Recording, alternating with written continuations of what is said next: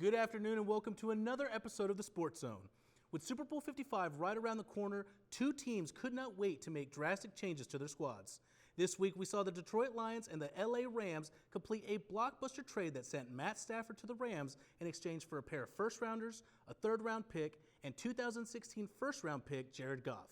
To discuss where this leaves each of the teams going forward, we are joined by Alex Salas, Terrence Williams. How are we today, gentlemen? Good. Fantastic. I'm excited to talk to you, especially because both of you were going off in the group chat. Now, you guys are both very opinionated about the pick and who went to where and who won the whole trade. One person's correct, another person not so much. So I'm going to start off with Terrence, the person who is correct. Yes, sir. What do you think about who won this trade and why? I'm going to have to go with, it just depends in my opinion. I'll say that because it's based off their Super Bowl. If the Rams don't go to the Super Bowl in the next 2-3 years, it's a bust for them. But as well as for Detroit, I'm going to say that it can also be a bust for them because Jared Goff has been on a decline these past few years. So if he continues to be on a decline, they do have 2 first-round picks in the next 2 years that they could use. Maybe they go pick up a quarterback. But it's a lose-lose situation. Both teams switched a red flag and just gave it to each other, in my opinion.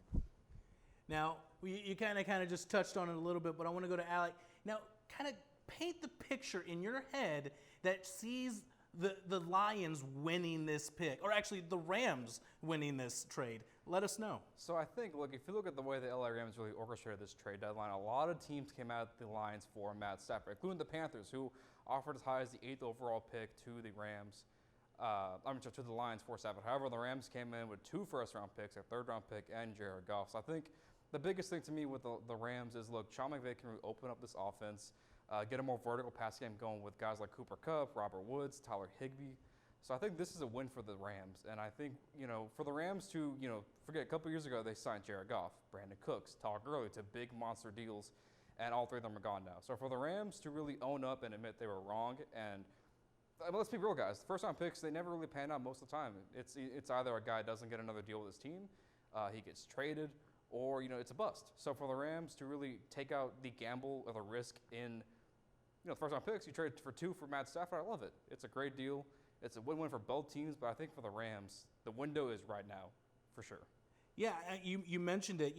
The Rams have not had a first-round pick in 7 years. That might not mean anything right now, and Sean McVay's system is kind of working with it, and they're still winning. He's got a great record. But going forward, that really kind of puts a clutch on the team. Terrence, what do you think is going to happen, and what do you anticipate going on with this draft or this pick? What I think is going to happen is either Matt Stafford is going to strive in this offense or it's going to be a complete failure, in my honest opinion. Now, as for Jared Goff coming in with that new offense and everything, I don't know. We'll have to see. If the time pans out with those 2 first-rounders and that third-round pick, maybe they can pick up some key figures. But for Matt Stafford, he is in a better situation. The offensive line is better. He has some decent wide receivers, not Megatron, but he has some decent wide receivers. The running back game is good, and that defense is stellar. So, in my opinion, either Matt Stafford is going to strive, but I don't think he's going to be the quarterback everybody thinking he's going to be. I think he's going to be carried by this defense. We got to hope that the defense gets reinforced because they're losing a lot. The receivers are going to be completely depleted by the end of the season. Galladay's a free agent. Amendola's going somewhere else. They either need to address that in the draft. Oh, wait, they can't.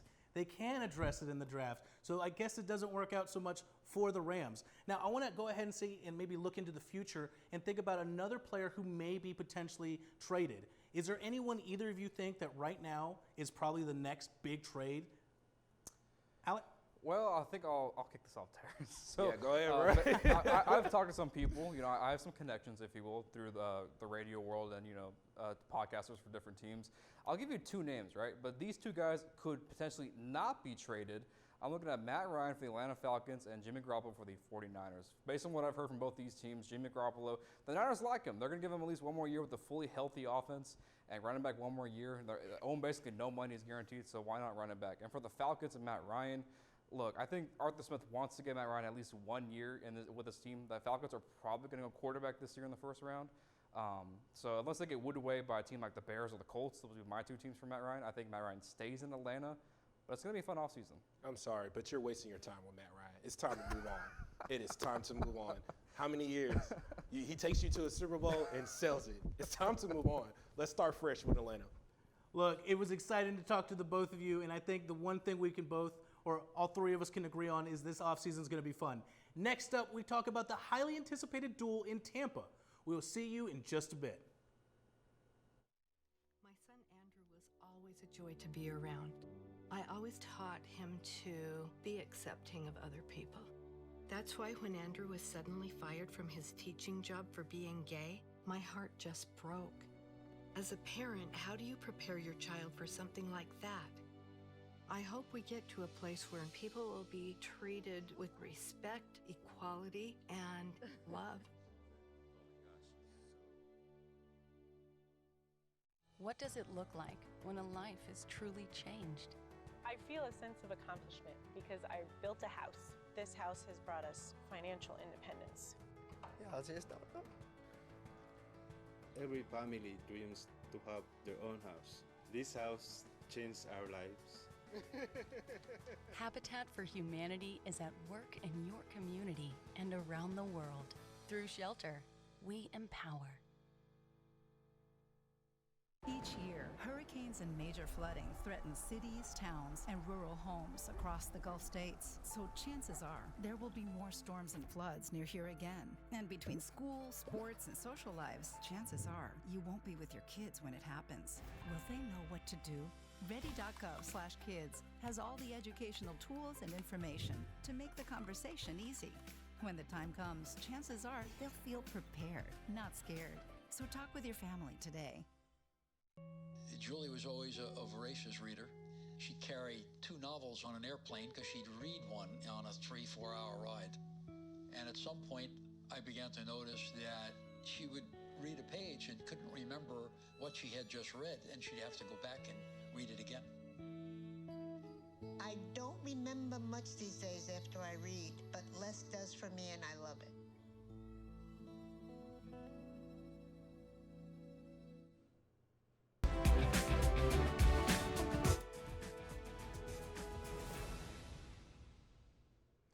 Welcome back to Sportszone. After one of the strangest NFL seasons to date, Super Bowl 55 is finally upon us. Reigning MVP Patrick Mahomes and the Kansas City Chiefs go up against first ballot Hall of Famer Tom Brady and the Tampa Bay Buccaneers. To preview the upcoming game and discuss what a win does for each of the quarterbacks' legacies, I'm joined by Jocelyn Lassiter and Julian Bell. How are we today, guys? Doing well, how are you? Great. Awesome to hear. Now, I already mentioned, this is going to be a really highly anticipated game. Right now, the Chiefs are the 3-point favorites. Jocelyn, what do you think the Bucs need to do in order to go ahead and kind of secure a victory? Well, first off, I would like to say that the Bucs basically needs to focus on their defense. I mean, we have one of the top defense in the league right now, especially against Kansas City Chiefs, as well as we need to cut back on blitzing. I mean, Mahomes is known for his passer rate. He's known that he does better. So with that being said, if the Bucs were to cut back on the blitz, then maybe we might have a chance. I mean, we have great people like defense-wise. We have Devin White. We also have our offense kickers that are in, like Leonard Fournette. So, I mean, we have what it takes. And of course, we have Tom Brady, of course. But we have what it takes for the Bucs to go ahead and get that #1 Super Bowl first ring. And, of course, Tom Brady for his 7th. But, yeah, that's pretty much what we're looking forward to. Yeah, I went to you with the Bucs because I said immediately to start it, they're the underdogs. And I know you ride or die with the underdogs. But Julian, now tell us what the Chiefs need to do to go ahead and secure that chance as a favorite and get another Super Bowl under their belt. Well, first off, as the favorites, the Chiefs actually need to slow down their game. The Chiefs are known for putting up huge points early on, but we're dealing with Tom Brady. Do you want your defense to sit there with these long drives with a man who understands clock management? We're talking about 5, 6, 7-minute drives to keep Patrick Mahomes off of the field. We don't need that. So in order to even out the playing field a little bit, just slow down a bit. Now, the problems that you're going to have is that the offensive line has taken many, many injuries. So look less for the big, long plays with throws and look more for check down receivers and pay attention to that mid-game a lot. Now, both of you, when mentioning the team, said I, like we. So I don't want to like jump the gun and say you guys made your decision on who's going to win and who's going to lose, but have we kind of made our decisions up based on the teams we discussed? I'll go to Jocelyn. Are you kind of riding with the Bucs? Are you saying this is Tom Brady's chance to cement his legacy as the GOAT? Okay, I'm gonna be honest. I'm not a big Tom Brady fan. However, I'm gonna give credit where credit is due. I am not looking for the Bucs to win because I love the Kansas City Chiefs. I love Kelsey. I love all of them. It's just, it depends. Like, I'm not a Bucs fan, but I have LSU people on both sides. So whoever wins, I'm up for it. Julian, do you have any allegiances or anything that you're kind of looking for? Are you kind of sticking with? Or do you think Patrick Mahomes, this is, again, your chance to get a second MVP, potentially. What are your thoughts on that? Personally, I've learned to never bet against Brady, but I did watch Tom Brady throw 3 interceptions in a win-or-go-home game. He looks good, but he's not the same like he used to be. So personally, I would like to take the lesser offensive line with all the offensive weapons in these skilled positions with a Patrick Mahomes who looks pretty healthy. Yeah, it was kind of scary going into this the playoffs. Patrick Mahomes gets hurt, and it looks like maybe he might miss the Super Bowl. And luckily, we don't have that. So we got this clash of titans between Patrick Mahomes and Tom Brady. And I kind of asked Jocelyn about this. So I want to ask you, Julian, do you think a win kind of solidifies Tom Brady as the GOAT? Does it kind of like put him in a league of his own, or are we still going to have to be looking at the next guy up? I mean, let's be honest. Tom Brady has 1, 2, 3, 4, 5, 6. Number 7 would just end the entire debate. Let's be honest. That's crazy. I mean, Jocelyn said she's going to give respect where respect is due. I think if Tom Brady does win this, I mean, I'm probably one of the next biggest Tom Brady haters. I'm going to have to just stop and say, fine, he's no longer a system quarterback, but maybe Belichick's a system coach, a quarterback coach. Yes. Who knows? But, it's going to be really exciting to see. I think no matter what happens, I think Patrick Mahomes gets this victory. He finds a way to beat what we've all agree is the GOAT. I think this solidifies him as potentially that next guy to be who we all look at as that next GOAT. I want to quickly touch upon you real quick, Jocelyn. Who wins and by what score? Ooh, I think that the Chiefs are going to win, and I think by 3. It's gonna come down to a kicker. Watch. Julie, is it going to come down to that third? Oh my! If it comes down to a kicker, I pray it's not Tom Brady because he's got the biggest luck with kickers. What do you think, Julian? Oh gosh. Personally, I believe it's probably going to be a shootout. I have Casey going by 45 with the Bucs down at 38. Wow, I am so excited. I mean, aside from the Super Bowl, the commercials are going to be great, but I'm excited. Next up, we take a look at UNT Spring Sport Outlook regarding the COVID-19 pandemic. Join us then. I call you and say, I'm with the IRS. You owe back taxes, and if you don't pay today, you're going to jail. You can fix this by sending cash. And you actually believe me? Too smart to fall for it? Well, last year, Americans paid $100 million to guys like me. 1 in 6 people were scammed. Can you believe it? Well, you shouldn't. I just made that up, too. You are a little gullible. Make-A-Wish grants a wish every 17 minutes. I know that sounds pretty magical, but in fact, it takes more than magic. It takes muscle. So, when a kid like Fabian wishes to be a superstar, things happen. Whoa! Or when Kahim transforms into Super Kahim. He feels invincible. It's because wishes have proven physical and emotional benefits that can give children with critical illnesses a higher chance of survival. Help us make sure every wish comes true. Join us at wish.org.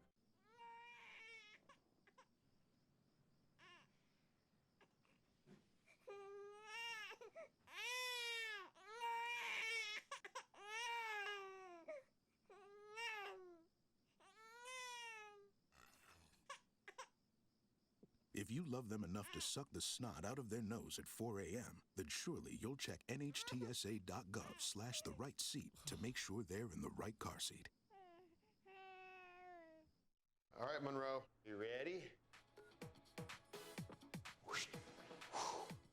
Monroe. Here we go, the butterfly.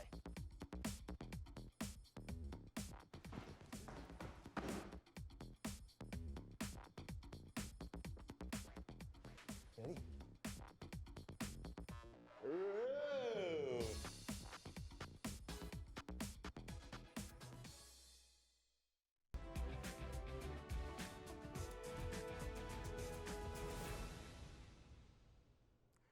college sports have gone through a drastic change regarding the COVID-19 pandemic. Currently, many spring sports like men and women's basketball have faced multiple postponements.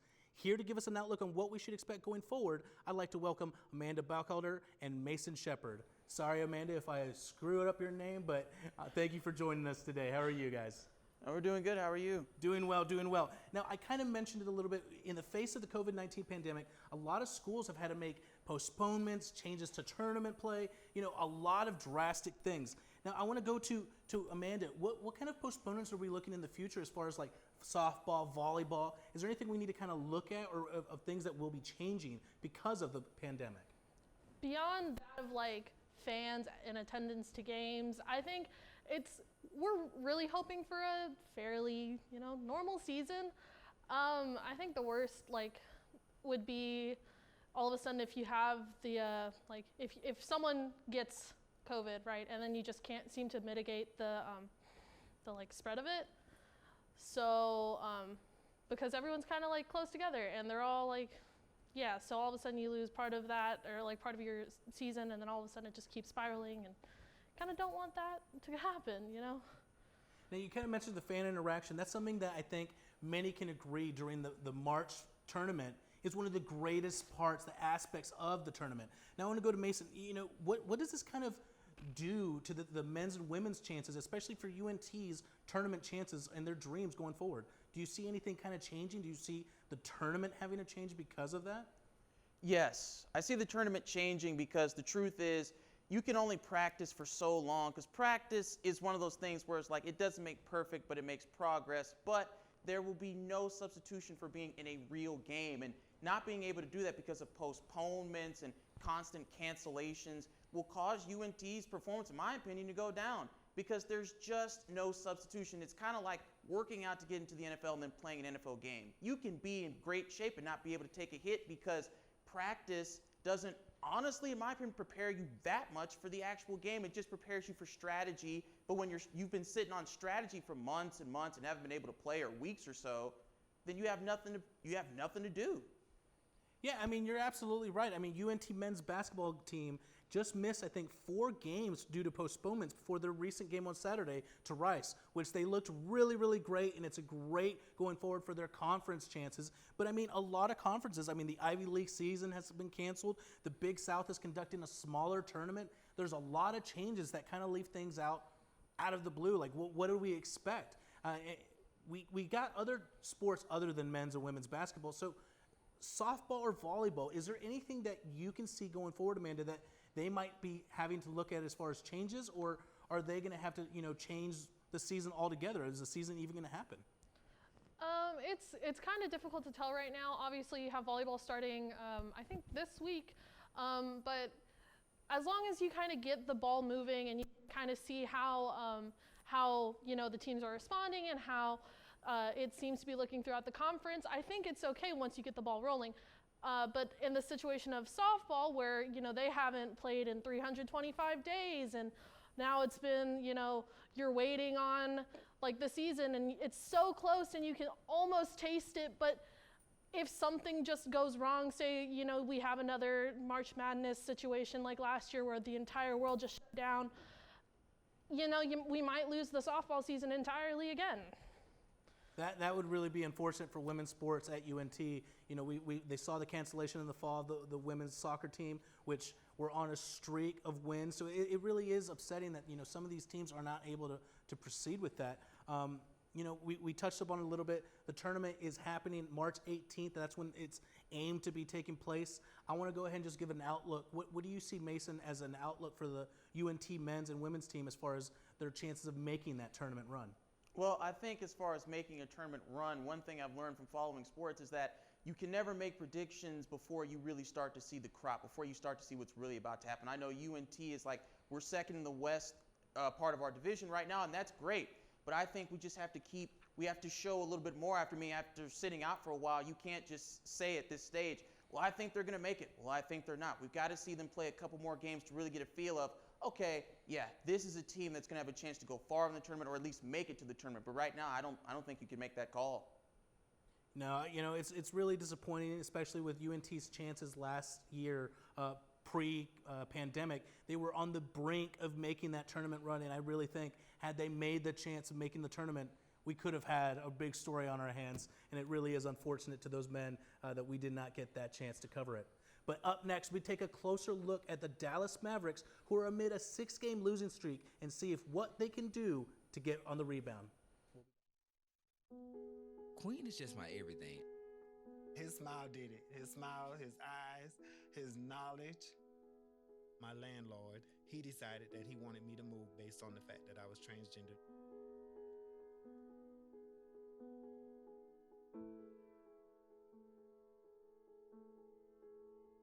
Let's just respect people in everyday life for just being human.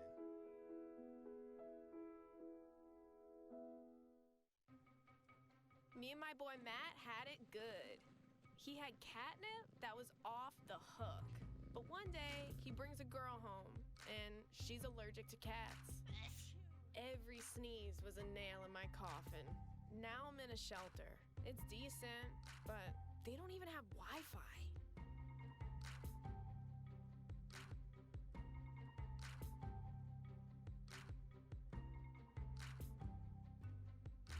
What would happen if I had to pick up the phone, call 911 for one of my family members or one of my neighbors? What would I do if no one was on the other end to respond? What if there was no 911?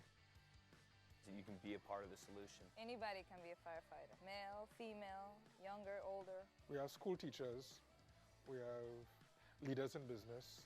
Is me, you, anyone that wants to be. There is no typical firefighter. If I could go back and change it all, I would. I think I'm gonna miss you the most. I'm sorry. I'm so sorry. I'm so sorry. Or maybe it's just the little moments.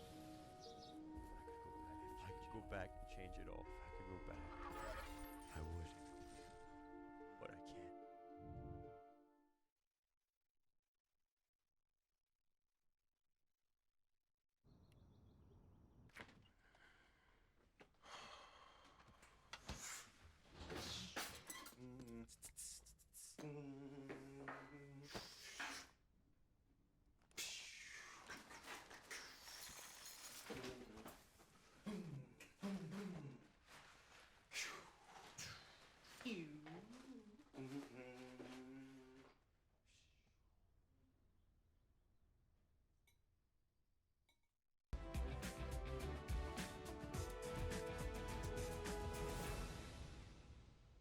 Welcome back to Sportszone. The Dallas Mavericks put everyone on notice last year when they took what many believe to be the best team in the West to 6 games in a hard-fought opening round.